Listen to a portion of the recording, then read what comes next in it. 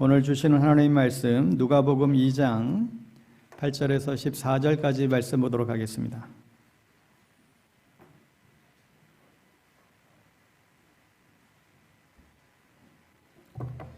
누가복음 2장 8절에서 14절 말씀, 우리 찾으셨으면 자리에서 일어나셔서 교독하여 선포하겠습니다. 8절에서 14절 말씀입니다. 그 지역의 목자들이 밤에 밖에서 자기 양떼를 지키더니 주의 사자가 곁에 서고 주의 영광이 그들을 두루 비추매 크게 무서워하는지라. 천사가 이르되 무서워하지 말라. 보라, 내가 온 백성에게 미칠 큰 기쁨의 좋은 소식을 너에게 전하노라. 오늘 다윗의 동네에 너희를 위하여 구주가 나셨으니 곧 그리스도 주시니라. 너희가 가서 강보에 쌓여 구 위에 뉘어 있는 아기를 보리니 이것이 너희에게 표적이니라 하더니 호련히 수많은 천군이 그 천사와 함께 하나님을 찬송하여 이르되, 같이 읽죠. 지극히 높은 곳에서는 하나님께 영광이요 땅에서는 하나님이 기뻐하신 사람들 중에 평화로다 하니라. 아멘. 나에게도 성탄이 임하게 하소서라는 제목으로 하나님 말씀 증거하겠습니다. 예수님은 그 당시에 많은 사람들에게 이제 영향을 미치셨지만, 그렇다고 그 흔히 아는 소크라테스나 마호메트나 또 석가모니처럼 그 시대 속에서 명성이 대단하지는 않았습니다. 당시 유대인들 중에 불과 한 1%에 해당되는 사람들이 크리스찬이었다라고 하니까, 그리고 예수님이 십자가 죽음의 그 시점에는 유대인들이 한 0.5% 정도가 예수님을 믿었다라고 전해주고 있습니다. 그러니까 그만큼 유명한 분은 이제 아니었다라는 거죠. 그리고 그가 이루고자 했던 하나님 나라의 운동은 그의 죽음의 기점에서 보면 어쩌면 실패로 끝나지 않았는가 그런 생각이 들 정도입니다. 그리고 예수님은 그분이 당신이 직접 쓴 사실 책이 없죠. 요즘 대권만 나와도 자신 자서전을 쓰고 책을 내고 그러는데, 그러다 보니까 그만큼 영향력도 별로 없어 보입니다. 그러나 지금의 관점에서 보면 예수님의 영향력은 너무너무 엄청나죠. 그가 돌아가시고 나서 100년 후에 영향력은 더 커졌고, 500년 후에 예수 그리스도의 영향력은 더 커졌고, 1000년이 지난 후에는 유럽 전역에 그의 영향력 안에 다 들어 있습니다. 그리고 지금 2000년이 지난 지금은 전 세계에 예수의 이름을 모르는 사람이 거의 없을 정도가 되었습니다. 그리고 사회 곳곳에 그 예수님의 사역과 그 열매들은 지속적으로 지금도 진행 중에 있습니다. 예수님이 어떻게 잘생기셨는지, 키가 어땠는지, 머리 컬러는 어떤지 사실 잘 모릅니다. 그럼에도 불구하고 예수님에 대한 주제는 문학과 음악, 미술 전 분야에 거쳐서 끝이 없어요. 항상 그 주제가 되었습니다. 예술뿐만 아니라 사상과 철학, 역사와 교육, 심지어 건축에 이르기까지 예수님의 그 영향력을 벗어난 부분들이 없습니다. 우리가 대림절을 보내고 우리가 성탄 주일을 맞이하는 것은 예수님의 영향력이 이처럼 많은 것도 큰 것도 있지만, 더 궁극적인 것은 그 예수님이 나를 변화시키기 때문에 그렇습니다. 우리의 인생을, 이 절망을 소망으로 바꾸셨기 때문에, 예수님이 우리의 인생의 전부가 되어 주셨기 때문에 우리는 이 성탄을 기뻐하며 감사하며 맞이하는 것이죠. 우리 모두 예수님이 여러분의 삶의 중심에 충만히 임하게 되기를 간절히 바랍니다. 예수님이 이 땅에 오셨던 그때의 첫 번째 크리스마스, 첫 번째 그 상황은 그리 낭만적이지가 않았어요. 당시 로마 정부는 유대인들을 이제 지배하려고 하다 보니까 중간에 총독 같은 중간 지도자가 필요했는데, 그 중간 지도자, 이 분봉왕으로 이 헤롯 왕을 이제 세웠던 것이죠. 그런데 이 사람이 굉장히 폭군이었고 악한 왕이었습니다. 얼마나 사악했는가 하면 자신의 처남들 중에 2명을 죽였고, 자기 아내도 죽이고, 심지어는 자기 자녀 중에도 2 아들을 죽이고, 그가 죽기 5일 전에는 아들 3번째 셋째 아들조차도 죽였던 왕이 헤롯 왕이었습니다. 그리고 자기가 죽을 때에 아무도 자신을 위해서 울어줄 것 같지 않다는 생각이 들었는지 자신의 죽음의 날과 맞춰서 사형을 명령을 수많은 사람들에게 그렇게 미리 다 내려놨습니다. 내가 죽는 그날 동시에 누구누구를 사형하라고 이미 명령을 다 내려놨던 거예요. 그렇게 해서 자기가 죽는 날에 사람들이 더불어서 다 같이 함께 슬퍼하며 울 수 있도록 그렇게 조치를 취했던 왕이 헤롯 왕이었습니다. 그러니 그가 메시아 예수님이 나셨다라고 하는 말을 듣고 가만히 있을 수가 없죠. 유대인의 2살 미만의 모든 아기는 다 죽이라고 명령한 것은 사실 놀랄만한 얘기가 아닙니다. 그의 성품과 행적을 생각했을 때 충분히 그러고도 남을 유인이었어요. 그러니 이러한 상황 속에서 요셉과 이 마리아에게는 얼마나 두려움이 밀려왔겠습니까? 그리고 마리아의 입장에서도 보면 이 마리아도 참 어려운 상황에 처하게 된 것이죠. 당시의 마리아는 한 10대 소년이었습니다. 또 약혼했는데 남편이 아닌 자와 또 임신을 했다고 한다면 그 당시에 정말 돌에 맞아서 죽임을 당했던 그런 사회적인 풍토였습니다. 더욱이 그 임신이 성령으로 된 것이다 라고 했을 때 그의 부모조차도 얘가 이제 미쳤나 이렇게 생각했을지 모르겠습니다. 그리고 정신 나간 딸의 혼의 임신으로 낳은 이 아들을 낙태시켜버리고자 하는 그런 사회적인 지배적인 분위기가 또 부모들도 많았을 것입니다. 그러니 얼마나 이 마리아 어린 소녀가 두려움이 가득했을까요? 또 약혼자 요셉의 입장에서도 보면 참 한편으로는 얼마나 배신감과 또 혼란과 염려가 가득했겠습니까? 자신의 약혼녀가 내가 아닌 다른 어떤 임신을 한 것을 이 사실을 어떻게 받아들일 수 있을까? 참으로 가혹한 현실이었습니다. 그러나 그 모든 힘든 상황과 두려움과 고통 가운데에 엄청난 사건이 준비되고 있었지요. 그리고 그 잉태된 아들이 누구인가 하면 바로 예수 그리스도, 세상을 구원하실 구세주였습니다. 세상 사람들은 그 아기에 대해서 사생아라고 그렇게 수군거리기도 했죠. 어느 로마 병사와의 어떤 그런 관계에서 나타난 사생아다 이렇게 수군거리기도 했습니다. 마리아는 비천한 여인이기라고 조롱을 받기도 했습니다. 그저 저 요셉은 그냥 착하게만 해서 남의 아이 지금 키워주고 있다 이런 소리도 듣고는 했습니다.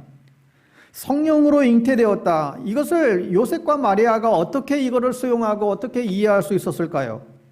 그러나 이 예수님의 탄생은 모든 설명할 수 없는 사건을 의미 있게 만드는 것이었죠. 우리가 감당할 수 없는 모든 것을 영광스럽게 만드는 것이었습니다. 사랑하는 여러분 기억하십시오. 우리의 고통에는 상상할 수 없는 하나님의 뜻이 늘 있습니다. 하나님의 계획이 있습니다. 단지 우리가 상상할 수 없고 다 알 수가 없을 뿐이지요. 어쩌면 우리는 인생을 다 산다 할지라도 느낄 수 없는 하나님의 사건들이 오늘도 우리는 진행되고 있다는 것을 우리는 기억해야 할 필요가 있습니다. 자, 이렇게 예수님은 투쟁과 공포와 염려가 가득한 그런 사회적인 그런 상황 가운데에 이 땅에 오셨지요. 여러분, 오늘날 우리 개인적인 상황을 보더라도 염려가 있고 불안이 있고 또 공포가 있고 두려움이 있지요. 근데 그 상황 가운데에 예수님은 우리를 만나러 찾으러 오신 것입니다. 여러분, 왜 성탄이 있는 것일까요?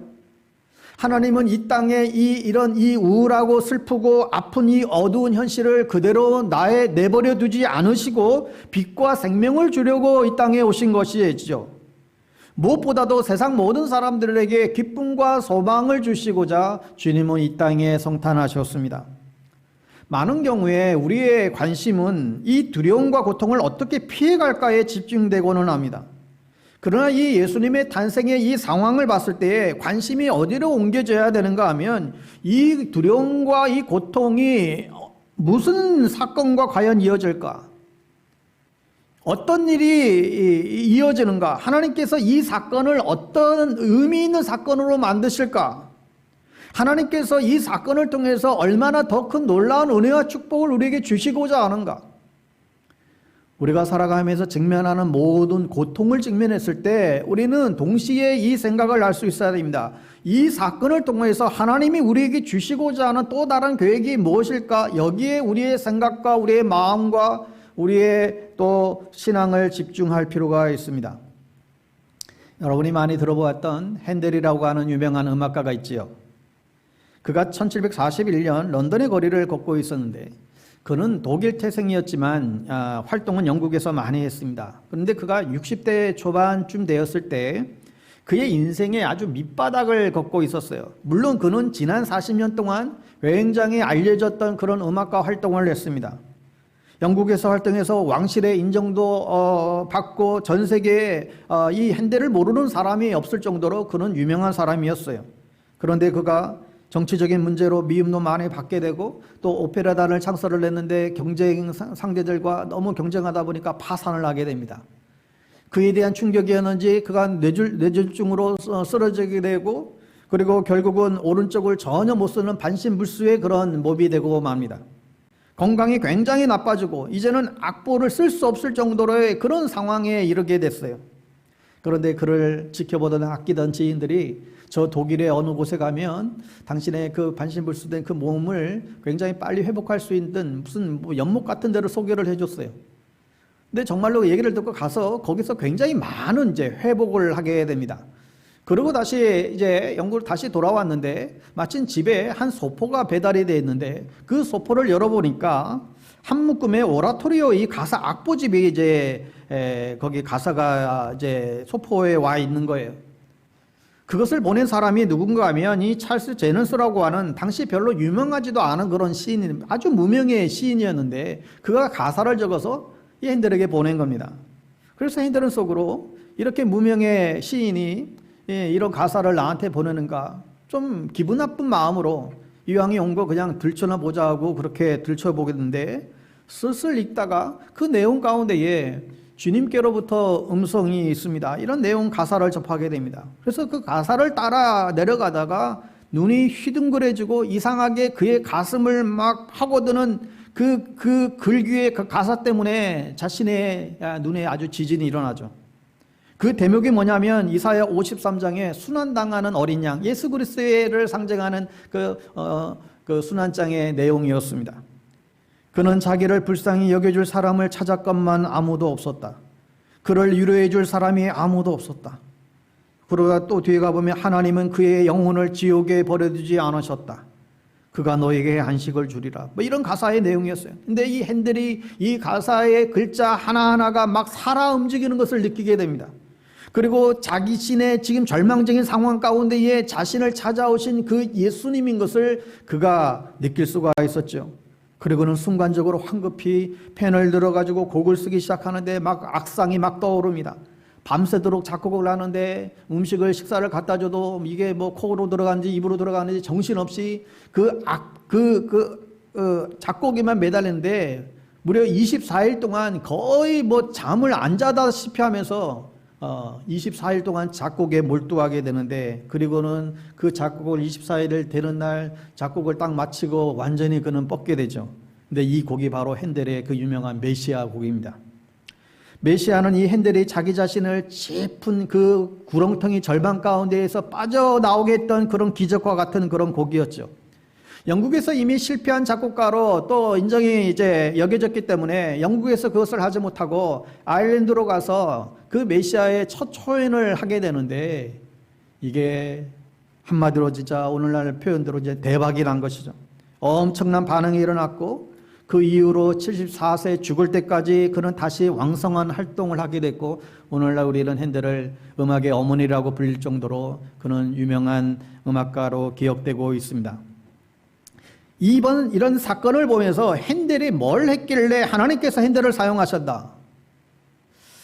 뭔가 우리는 하나님의 일에 참여하려면 어떤 조건이 있어야 된다라고 하는 생각을 우리는 할 수가 있을 것 같아요. 그런데 핸델의 삶을 보면 동시대 음악가 바하라고 하는 유명한 음악가가 있었는데 이 바하와 비교해 봤을 때 핸델은 그렇게 좋은 신앙인도 아니었습니다.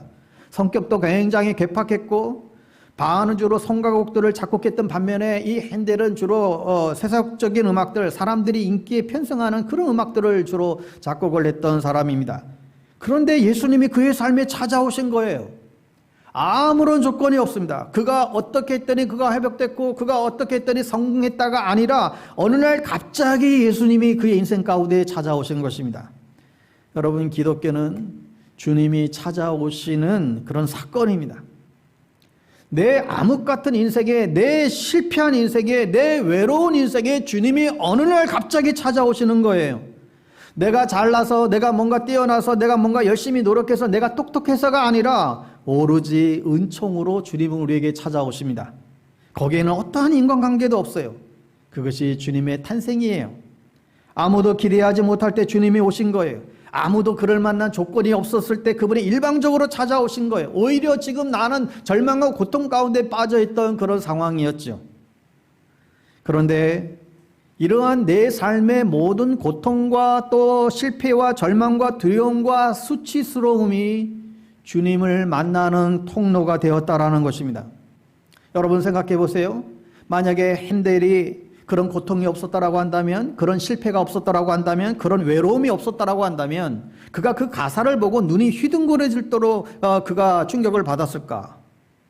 그는 그의 고통스러운 상황이 그로 하여금 하나님의 말씀을 담는 그런 그릇이 되었다는 것이죠. 그가 느꼈던 두려움과 염려와 외로움이 하나님을 만나는 통로가 되었다라는 것입니다. 이걸 우리는 조건이라고 어떻게 얘기할 수 있겠어요? 그냥 애처로운 상황이었고 절망의 상황이었습니다.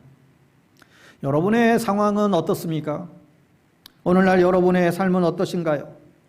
전 세계가 코로나 팬데믹으로 일상을 잃어버린 패닉 상태에 빠져 있는 것, 그것뿐만 아니라 여러분 각자의 삶 가운데에 여러분을 암울하게 만들고 그런 염려와 두려움은 무엇이 있는가요?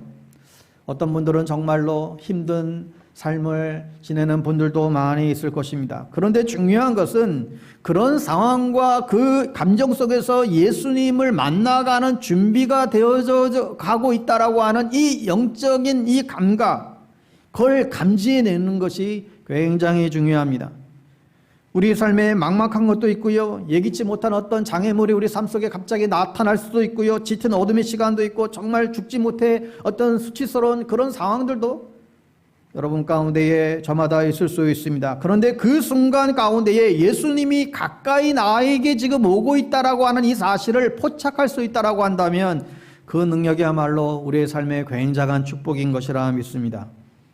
여러분, 우리의 두려움의 실체가 무엇인지, 아니면 나를 염려하게 만드는 것이 무엇인가, 내가 어둠으로부터 벗어날 수 있는 게 이게 뭔가, 이 모든 것을 넘어서서 예수님이 이 상황 가운데 얼마나 지금 가까이 와 계신가, 주님이 나에게 뭘 말씀하시기를 원하시는가, 내 상황과 맞물려서 주님을 만날 수 있는 것을 어떻게 포착할 수 있는가.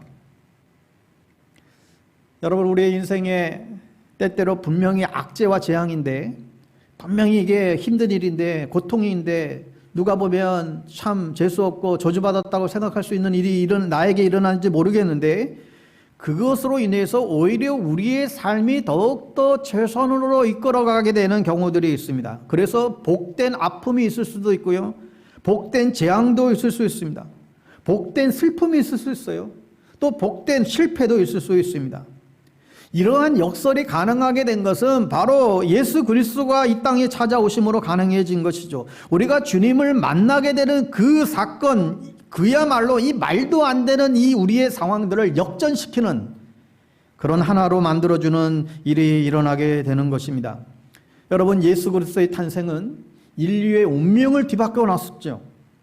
그와 마찬가지로 예수 그리스도의 탄생은 나의 인생을 변화시키고자, 나를 거룩한 하나님의 역사의 도구로 바꾸어 놓으시고자 찾아오시는 하나님의 완전한 사랑이시죠. 하여 우리가 이 아기 예수를 어떻게 맞이할 것인가, 이건 굉장히 중요하다고 생각이 듭니다. 여러분, 앞에서 보았듯이 요셉과 마리아에게 그들이 있어서 그들의 인생에 가장 힘들고 가장 정말 핍절한 그 어려운 순간에 천사가 나타나서 예수님의 탄생에 대한 소식을 들려주게 됩니다.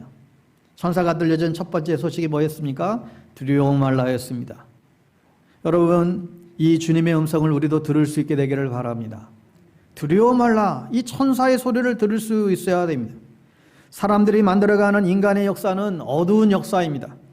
헤로드 왕이라고 하는 이 천하의 못된 왕이 그 나라 백성을 괴롭히고 로마 제국을 이스라엘의 백성들을 식민지로 또 삼아서 어떻게든지 세금을 더 걷어내려고 그 당시에 만삭이 된 마리아나 요셉도 자기 고향에 가서 호적을 등록해야 되는 그런 행정을 취했죠.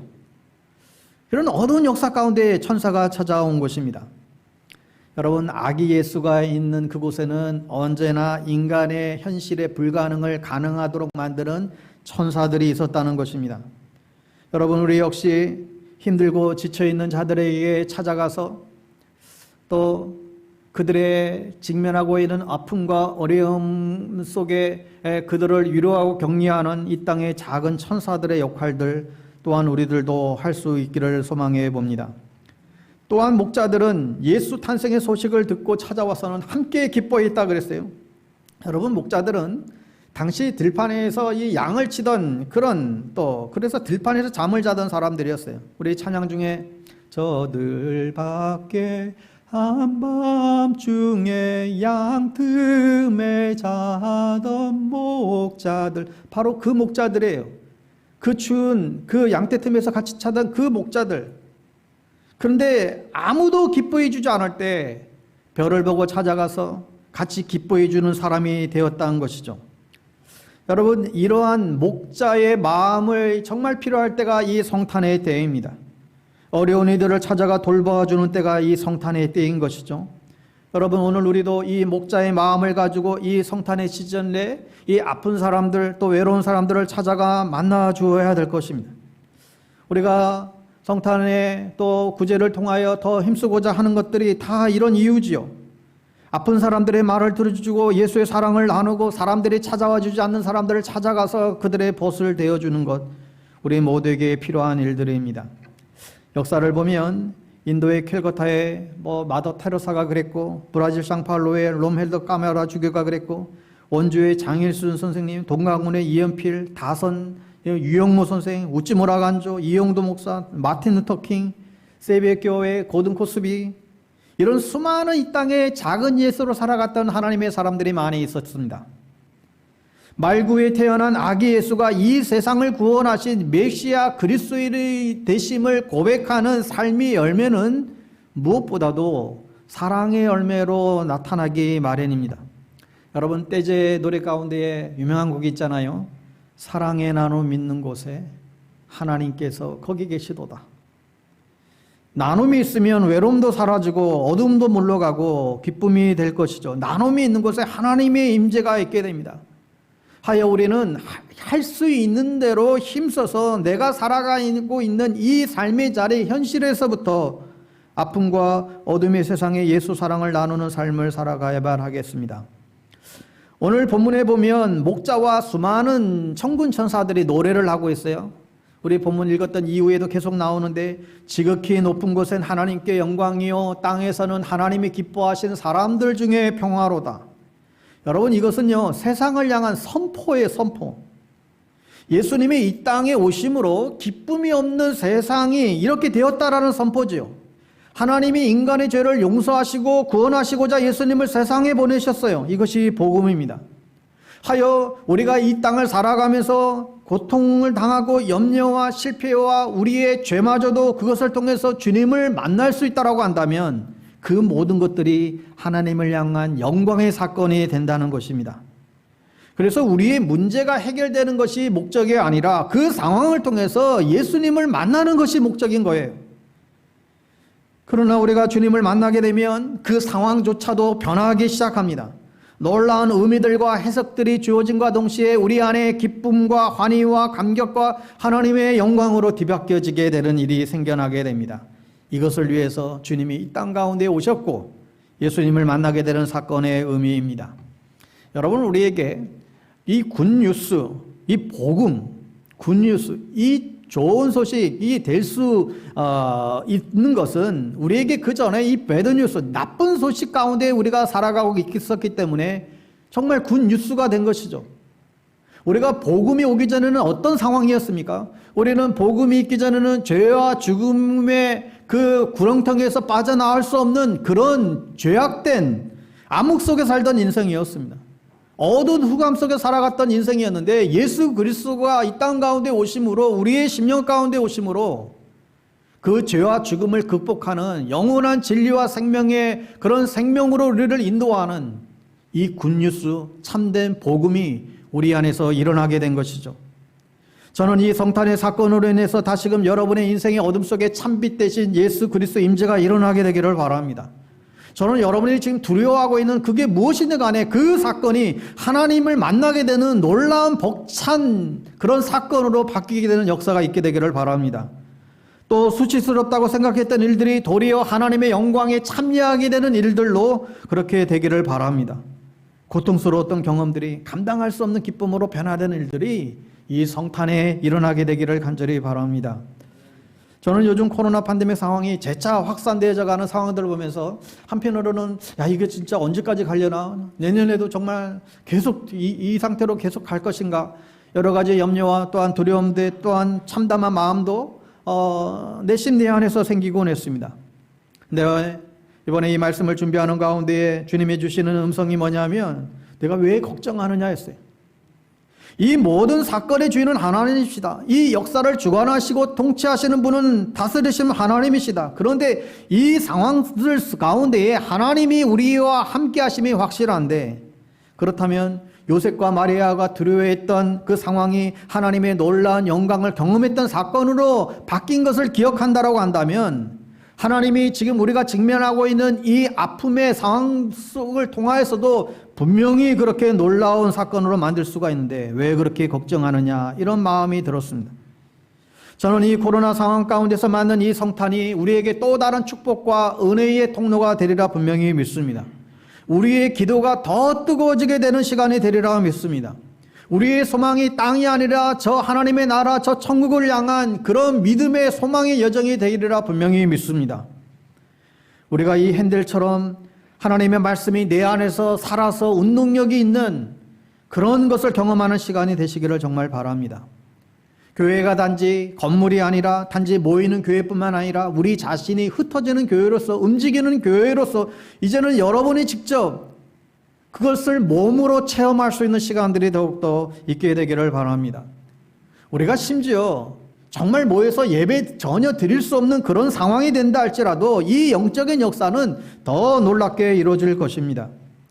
예수님이 이 땅에 육신의 몸을 입고 오신 것처럼 우리에게도 성육신의 사건이 정말로 이루어져서 우리 안에 예수 그리스도가 정말 내 안에 탄생하는 그 사건이 이루어져서 성교적인 삶을 살아내고 이웃들에게 더 사랑을 베풀고 그리스도의 형상을 드러내는 삶을 우리는 살아가야만 할 것입니다.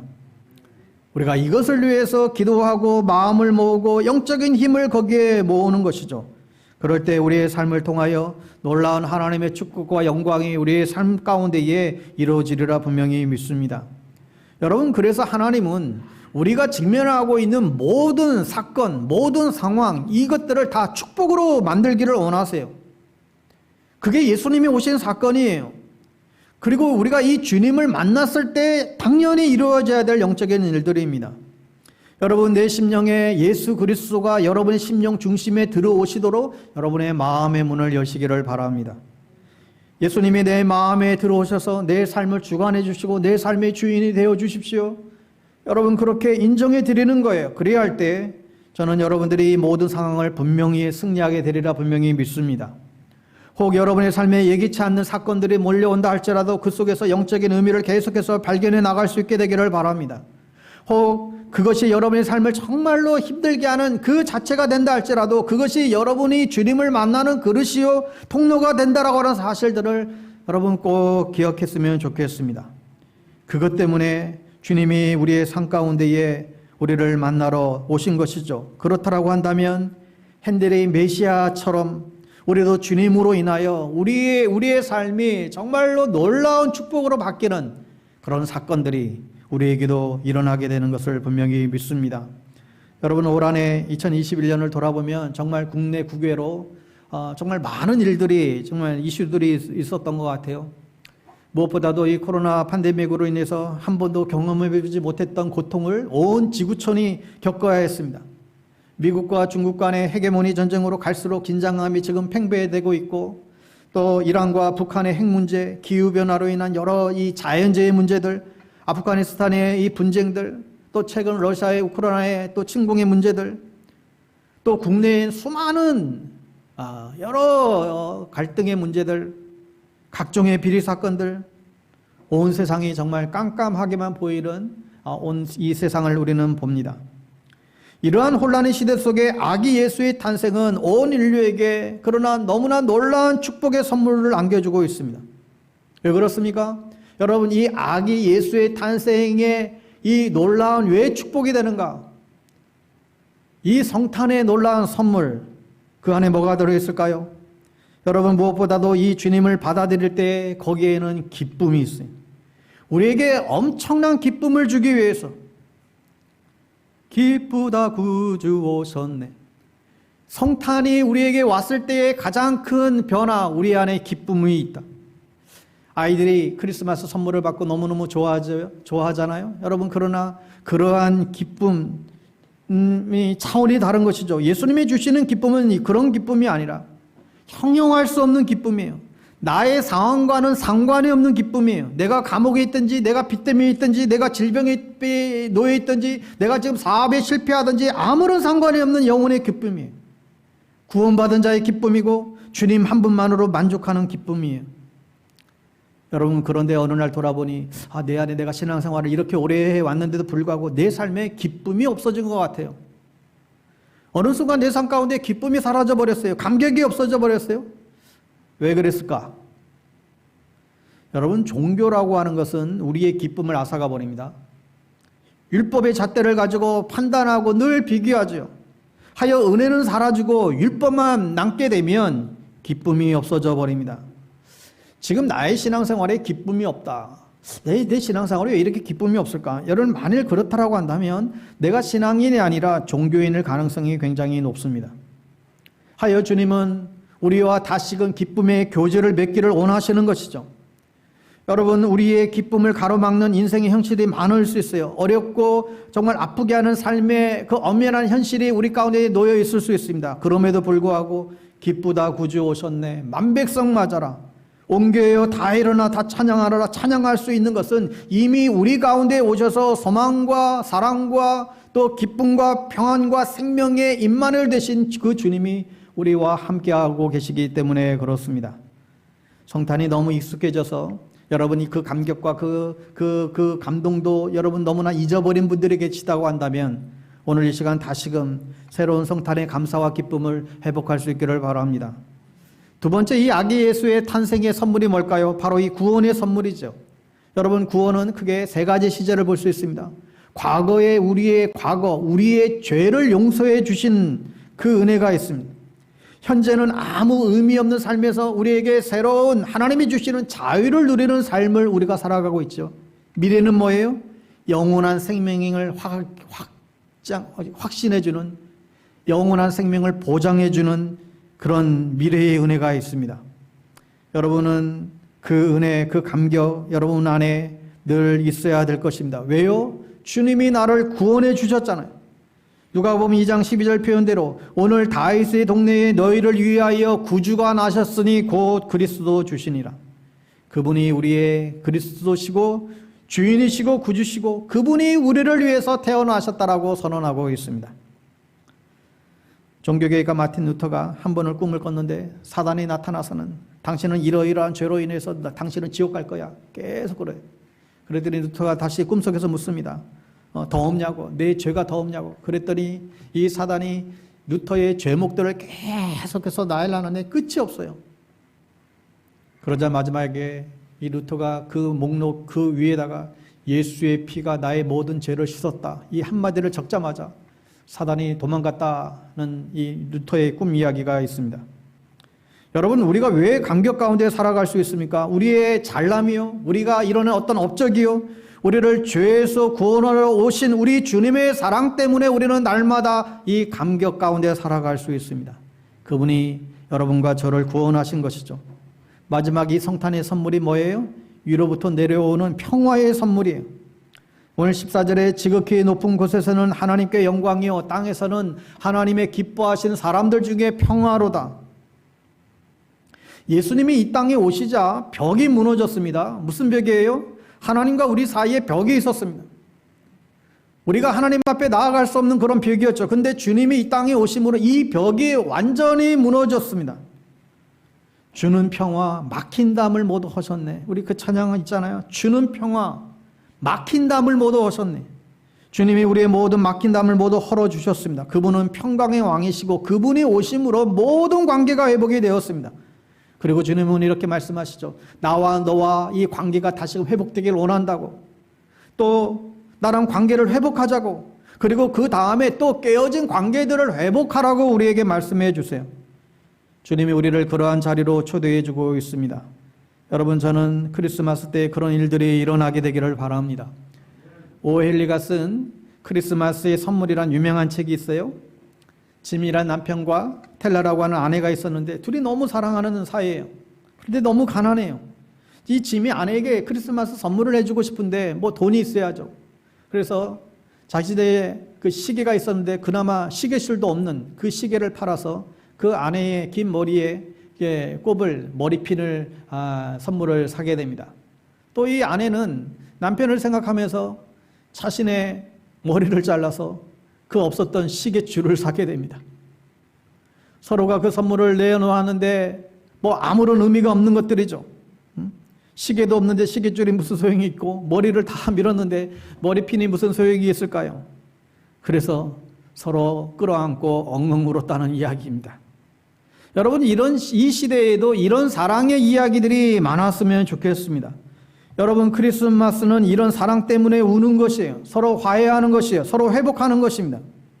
여러분, 이 크리스마스 시즌에 혹 누군가에게 여러분의 관계가 막혀있던 사람에게 여러분 찾아가셔서 나를 용서해 줄 수 있겠냐고. 나를 용서해 줄 수 있겠냐고. 그게 배우자든 부모든 자식이든 뭐 친구든 누구든 상관없이 나와 관계가 틀어진 사람들에게 나를 용서해 줄 수 있겠냐고. 여러분, 그들에게 손을 내밀 수 있는 그 용기가 필요한 것입니다. 정말 갈등하고요 고민할 것이 아니라 우리는 이 주님 때문에 이러한 고백을 할 수가 있는 것이죠. 그런 용기를 가질 때 주님이 우리 가운데 역사하게 됩니다.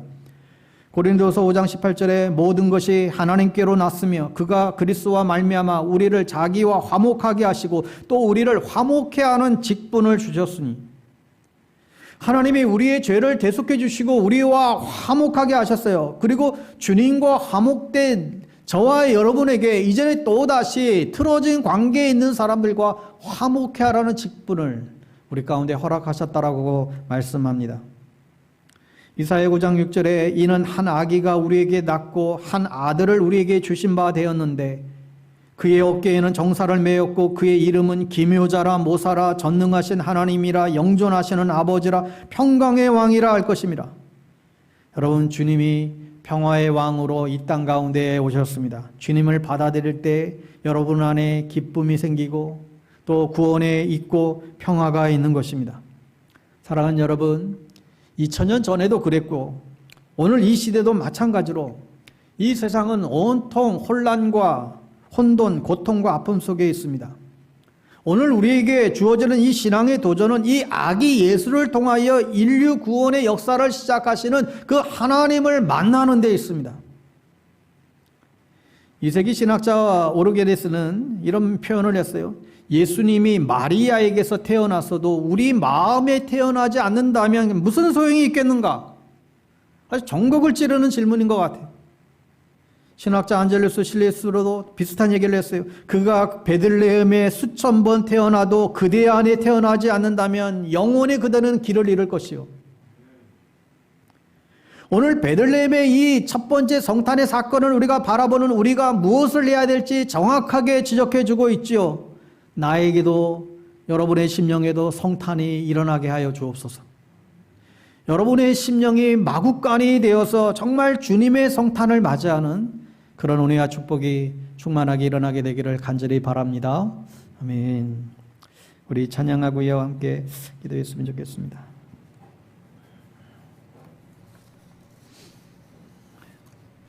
하늘의 영광 버리고 이 땅 가운데 오신 예수 그리스도, 우리가 다시 한번 그분을 우리가 고백하고 찬양했으면 좋겠습니다.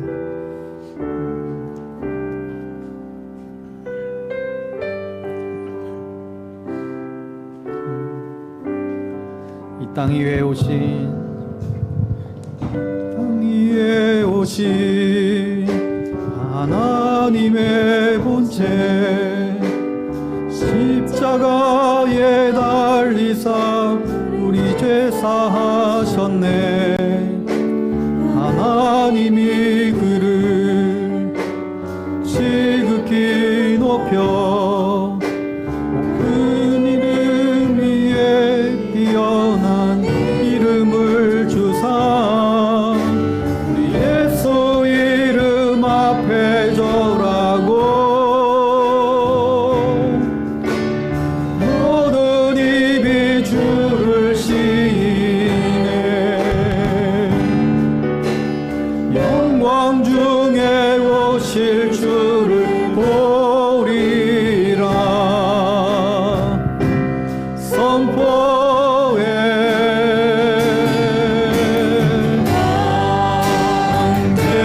대만세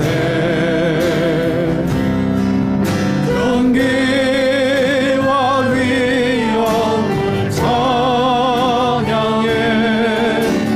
왕의 왕께 만세 주 예수 하나님. 우리 고대 안에 주님 오실 그날 다시 사신 왕의 영광 이 땅을 비추네. 사람의 권세는 주 앞에 무너져 생명과 진리의 권세 가장 높도다. 우리 예수 이름 앞에 절하고 모든 입이 주를 시인해. 영광 중에 오실 주 보리라. 선포해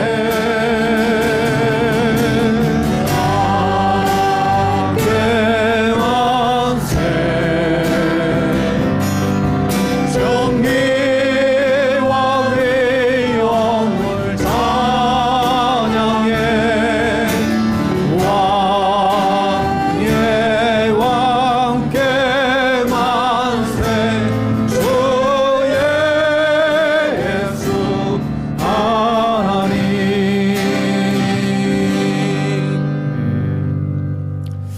여러분, 이 시간 우리 함께 마음을 모아 기도할 때에 정말 이 땅 가운데 오신 하나님의 본체 되신 예수 그리스도, 그가 우리의 심령 가운데에 정말 임할 수 있도록 우리가 직면하고 있는 오늘 이 시대를 살아가고 있는 수많은 사건과 수많은 어려움과 수많은 고통과 수많은 아픔들 속에서도 그것을 통하여 우리가 하나님을 만나고자 하시는 하나님의 그 거룩한 계획하심과 섭리들을 우리가 깨닫고 이 성탄의 이 날에 그 주님 우리가 만나게 되기를 원합니다. 우리의 심령 가운데에 모셔드리게 되기를 원합니다. 우리의 심령은 비록 정말 구더기와 같고 죄악으로 가득한 우리의 심령이지만 주님께서 성탄하시는 순간 우리의 영혼은 변화가 일어날 것입니다. 주님께서 우리의 심령 가운데 성탄하는 순간 우리의 삶은 새로워질 것입니다. 주님, 그런 역사가 나에게 일어나게 해 주시옵소서. 그런 만남의 사건이 일어나게 해 주시옵소서. 오늘 말씀을 기억하며 함께 기도하기를 원합니다. 기도하겠습니다. 하나님 아버지, 오 아버지 하나님, 하나님 우리 안에 하나님 주님의 성탄이 일어나게 되기를 간절히 원합니다. 주님, 내 심령 가운데 하나님의 성탄이 일어나게 되기를 원합니다. 오 아버지 하나님의 예수의 성탄이 우리 심령 가운데 하나님 일어날 수 있게 되기를 원합니다. 오 아버지 하나님, 참 우리 안에 주님 성탄하여 주셔서 하나님 우리를 새롭게 하여 주시옵소서. 우리의 어두운 마음을 밝혀 주시옵소서. 어두운 우리의 가정을 비춰 주시옵소서. 혼탁한 이 사회를 하나님 비춰 주시옵소서. 시골에 가는 이 세상을 복음의 빛으로 하나님 비춰 주시옵소서. 하나님 우리를 통하여 나갈 수 있는 역사를 하나님 보시게 되기를 원합니다.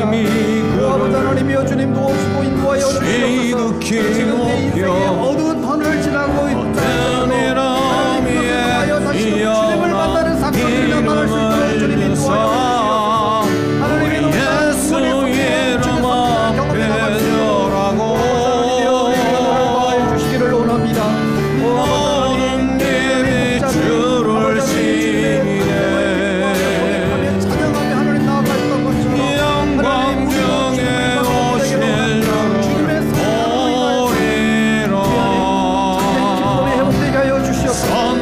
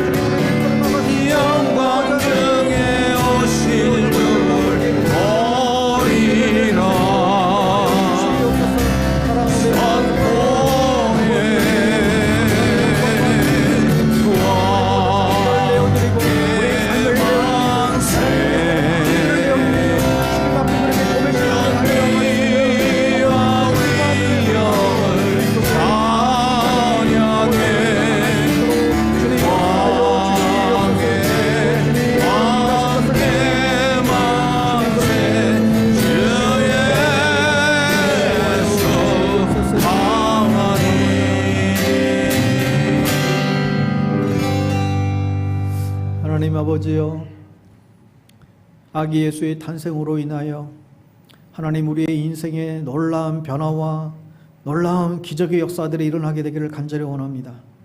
아무리 우리가 지금 코로나 팬데믹을 비롯하여 수많은 인생의 문제들이, 삶의 공고한 문제들이, 삶의 아픔의 고통의 문제들이 우리 가운데에 넘쳐나고 있다 할지라도 주님이 우리 가운데에 임재하시고 우리의 심령 가운데 주님께서 성탄하실 때에 그 모든 사건들을 다시금 변화시키는 그런 기적의 역사가 분명히 나타나게 되는 것을 분명히 믿습니다. 오 아버지 하나님, 이 성탄의 계절에 이 주님을 다시 한번 더욱더 인격적으로 만나는 저희들 되게 하여 주시옵소서.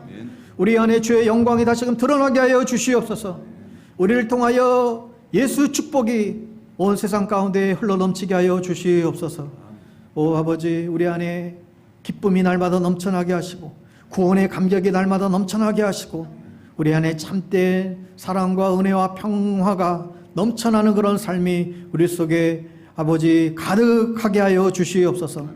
모든 성도님들 삶과 가정 가운데에 이 예수 성탄의 그 은혜로 말미암아 세상에 줄 수 없는 놀라운 은혜와 평강으로 가득한 이 성탄을 맞이하게 하여 주시옵소서.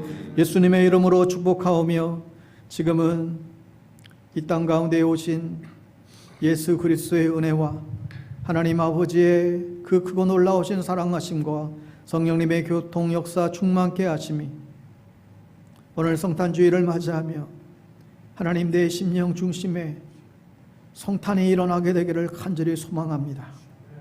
주님 만나는 역사가 일어나게 되길 간절히 소망합니다.